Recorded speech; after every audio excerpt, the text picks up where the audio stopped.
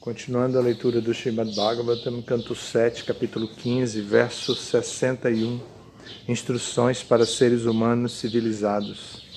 Repitam, por favor. Syat Sadrishya Brahma Tavat Vikalpe Sati Vastunaha Jagrat Swapau Yatha Swapne Tatha Vidhi Nishedhata Syat Sadrishya Brahmastavat Vikalpe Sativashtuna Jagrat Swapau Yatha Swapne Tatha Vidhi Nishedhata. Syat, isto então se torna. Sadrishya, semelhança. Brahma, engano. Tavat, enquanto. Vikalpe, separada. Sati, a parte. Vastuna, da substância. Jagrat, vigília.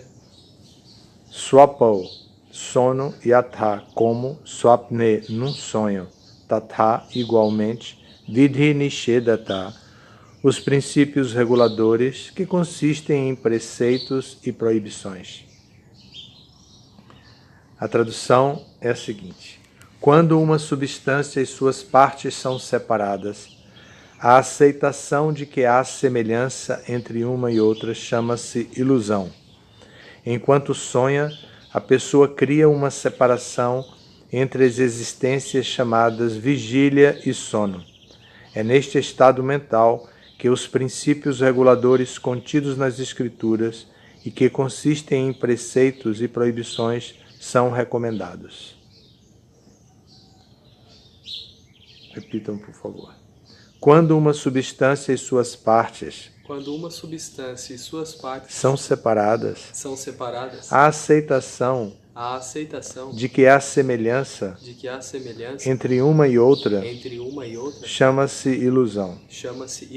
Enquanto sonha, a pessoa cria uma separação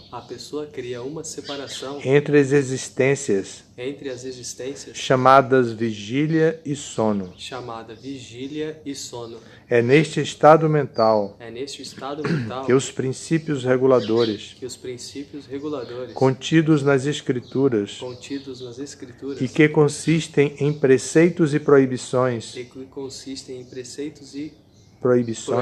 são recomendados. Significado: na existência material existem muitos princípios reguladores e diversas formalidades.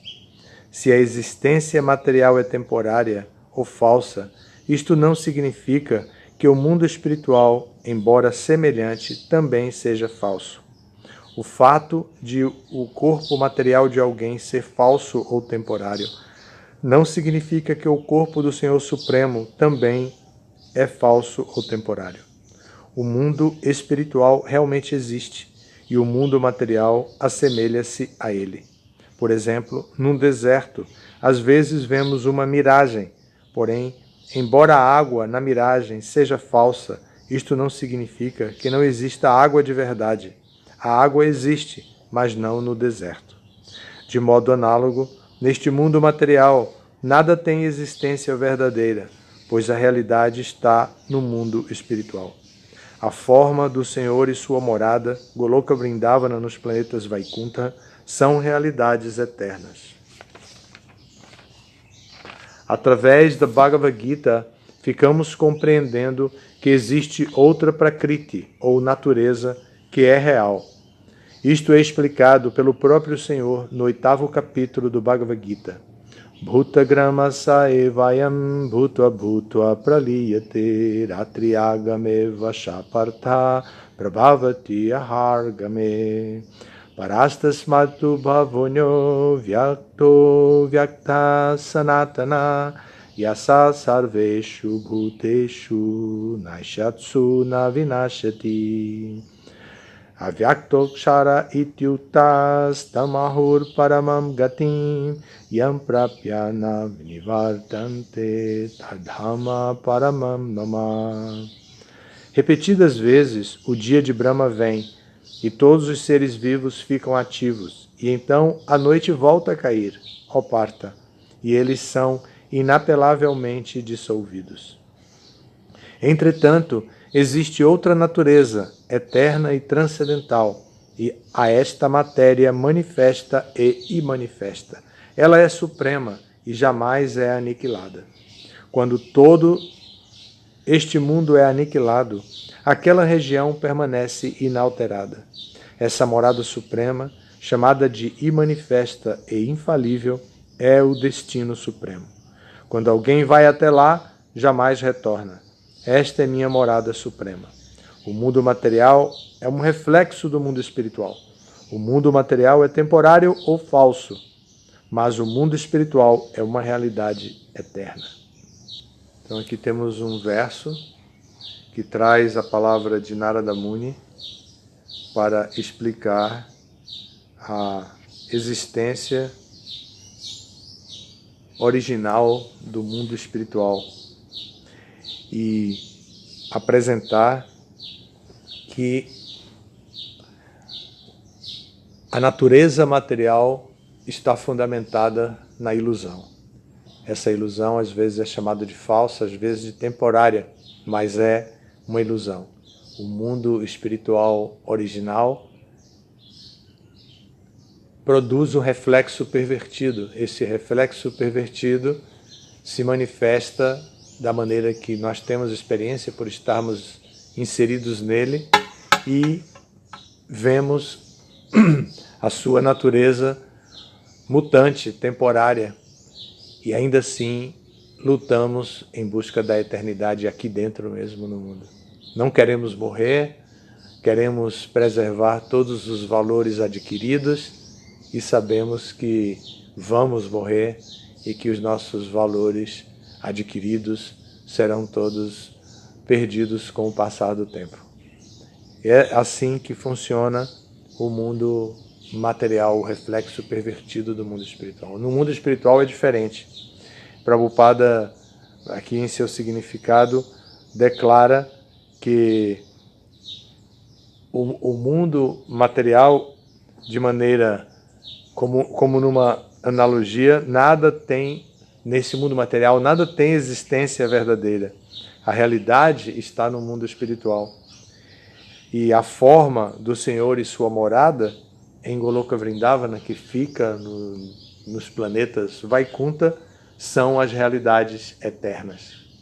Mas aqui a nossa experiência é temporária. E a nossa experiência tenta limitar a existência espiritual, pensando que tudo que existe é isso aqui. Este verso, com seu significado, são bons argumentos contra o impersonalismo. Prabhupada cita também aqui o Bhagavad Gita, onde o próprio Krishna declara que além dessa natureza material formada pelos elementos materiais, ainda existe uma natureza eterna e imutável, que é transcendental e que ela é transcendental a essa natureza que nós estamos. E por isso nós não podemos entendê-la através do ponto de vista da natureza material. Nós precisamos de outro recurso epistemológico. O recurso que dispomos é simplesmente do Shastra, as escrituras reveladas. Não temos laboratórios científicos, nem um paradigma científico apropriado para comprovar a existência do mundo espiritual. Então, dependemos do Shastra. Junto com o Shastra vem aqueles que vivem as experiências dos Shastras, que são o mestre espiritual e os devotos puros. Então, assim, nós temos o recurso de Guru, Shastra e Sadhu, e é dessa maneira que nós podemos investir nossa energia no mundo material. Se nós investimos nossa energia no mundo material buscando justiça, buscando lógica, buscando equilíbrio, buscando eternidade, buscando consciência plena, buscando felicidade, nós vamos nos iludir. Então nós precisamos investir no mundo material sabendo que existe uma natureza transcendental a esta, e que para alcançar esta natureza transcendental nós precisamos tomar iniciativas, atitudes transcendentais a essa natureza. A primeira atitude recomendada para um estudante sincero, inquisitivo, que busca o conhecimento espiritual, é se ocupar a serviço da pessoa suprema. Usar toda a natureza material para o prazer da pessoa suprema. Se nós usamos uma cota mínima que seja para nosso próprio prazer, nós ficamos presos a esse mundo, com algum grau de aprisionamento. Mas se nós usamos para a libertação, uma pequena cota que seja, essa cota jamais será perdida e facilitará o nosso desprendimento de volta ao mundo espiritual. Então o segredo é utilizar da teoria do serviço devocional, pôr esta teoria em prática e tornar a nossa vida um exemplo prático de serviço devocional. O serviço devocional se apresenta no que se chama de Navavida Bhakti, ou 9 processos, e os 2 primeiros são os mais importantes, ouvir e cantar. Então, ouvir e cantar os nomes do Senhor, ouvir e cantar as glórias do Senhor. Então, assim, um devoto entra nesse Navavida Bhakti, esse caminho de serviço devocional, ouvindo acerca do Senhor com atenção, cantando os santos nomes e pregando as glórias do Senhor, ajudando outras pessoas, explicando a outras pessoas a importância da vida espiritual. Isso faz com que a pessoa pratique o serviço devocional nas suas formas mais elementares e, ao mesmo tempo, mais importantes, mais poderosas. A partir daí, o devoto pode se desenvolver e formar, então, uma rede de serviço devocional composta pelos 9 processos e pode avançar espiritualmente, se libertando da influência da natureza material, que é energia separada do Senhor Supremo. O verso aqui, que é bem filosófico, explica isso, a separação da natureza material. A natureza material é a energia separada do Senhor Supremo. A energia interna do Senhor Supremo é a energia que provê o serviço devocional. Se nós entramos em contato com a energia interna do Senhor Supremo, nós encontramos a provisão certa de serviço devocional para tocarmos a nossa vida material, influenciada pelos modos da natureza material, mas, ao mesmo tempo, com uma característica transcendental aos modos da natureza. E isso poderá nos libertar na hora certa, no momento certo. Gradualmente vamos fazendo avanço e chegamos ao ponto máximo de desapego e conhecimento transcendentais. Obrigado pela atenção. Todas as glórias a Srila Prabhupada. Jai Srila Prabhupada.